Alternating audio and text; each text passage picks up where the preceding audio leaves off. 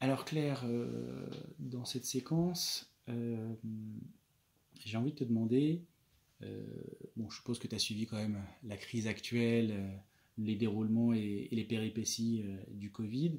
Qu'est-ce que tu penses de la situation en ce moment de l'hôpital, euh, par exemple?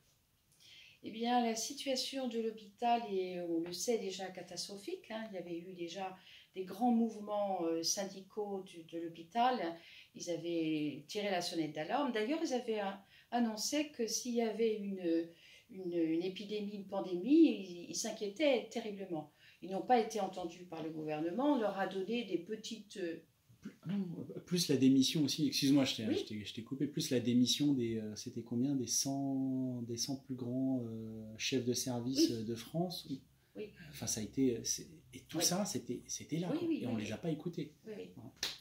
Et donc, oui, bah, et du coup, Et tu l'as vécu comment mais ça? du coup, on se dit, voilà, ils n'ont pas été entendus. Tout d'un coup, la crise Covid arrive, bon, avec toute la complexité, parce que c'est un problème mondial, mais en tout cas, ils en profitent bien pour cacher derrière l'état de l'hôpital public, les fermetures de lits qui continuent.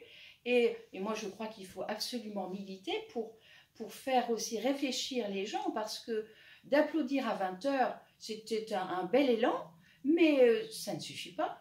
C'est-à-dire que moi, j'aurais espéré, au mois de juin, il y avait eu une très belle manifestation sur Paris, eh bien, j'y étais avec mon mari et on n'a pas été si nombreux. Donc j'attends que tout le monde se bouge parce que ça concerne tout le monde. La santé, c'est pas juste comme ça. Et puis, je pense que le monde capitaliste et en tout cas nos gouvernants là veulent profiter de ça pour privatiser l'hôpital comme privatiser l'école. D'ailleurs, on a eu la grève il n'y a pas longtemps des professeurs, mais on voit que c'est en cours, quoi. Et donc l'hôpital va Oui. suivre.